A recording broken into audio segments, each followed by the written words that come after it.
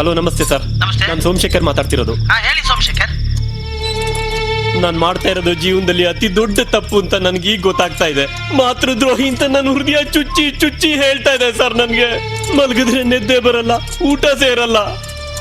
ಹೇಗಾದ್ರೂ ಮಾಡಿ ನಮ್ಮಮ್ಮಂಗೆ ಸಮಾಧಾನ ಮಾಡಿ ನನ್ನ ಜೊತೆ ಇರೋ ಹಾಗೆ ಮಾಡಿ ಸರ್. ಪ್ಲೀಸ್ ಸರ್, ಅವಳನ್ನ ಇನ್ ಮುಂದೆ ತುಂಬಾ ಚೆನ್ನಾಗಿ ನೋಡ್ಕೊಳ್ತೀನಿ ನಾನು.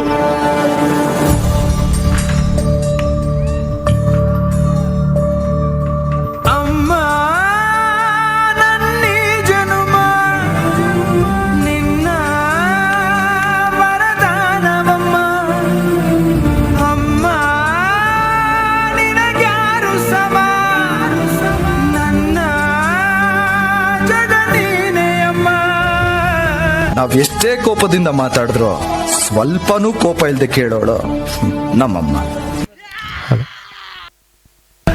ನಿನ್ನ ಆಲಾಲಿ ಪದ ನನ್ನ ಒಳಗೆ ಸದಾ ನಿಲದೆ ಮಿಡಿದಿದೆ ಅಮ್ಮ.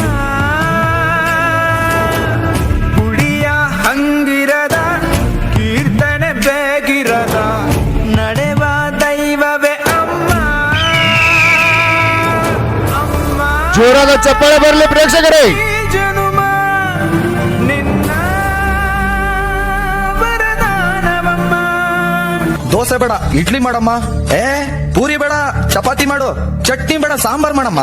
ಮಟನ್ ಬೇಡ, ಇವತ್ತು ಚಿಕನ್ ಮಾಡು. ಟೀ ಬೇಡ, ಬೊಂಬಟ್ ಫಿಲ್ಟರ್ ಕಾಫಿ. ಅವಳಿಗೇನ್ ಬೇಕೋ ಅದನ್ ಬಿಟ್ಟು ನಮ್ಗೇನ್ ಬೇಕೋ ಅದನ್ನ ಯಾವಾಗ ಬೇಕಾದ್ರೂ ಮಾಡೋಳು ನಮ್ಮಮ್ಮ. ನಿನ್ನ ಒಂದು ಕೈ ತುತ್ತು ಸಾಕು, ಈ ಜನ್ಮ ಪೂರ್ತಿ ಉಪವಾಸ ಇರುವೆನು.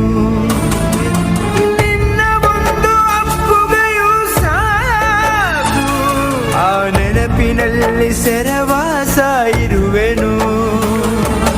ನೀನೆ ನನ್ನ ಲೋಕವು, ನೀನೆ ನನ್ನ ಜೀವವು, ನೀನೆ ನನಗೆ ಎಲ್ಲವೂ ಅಮ್ಮ. ಅಮ್ಮ ನಿನಗ್ಯಾರು ಸಮ, ನನ್ನ ಜಗ ನೀನೆ ಅಮ್ಮ. ಅಮ್ಮ ಜೀವ ಕೊಟ್ಟವಳು, ತುತ್ತು ಇಟ್ಟವಳು, ಭೂಮಿ ಮೇಲೆ ಒಬ್ಬಳೇ. ಪ್ರಾಣ ಒತ್ತೆ ಇಟ್ಟು ಜನ್ಮ ನೀಡುವಳು ತಾಯಿ ಇಲ್ಲಿ ಒಬ್ಬಳೇ.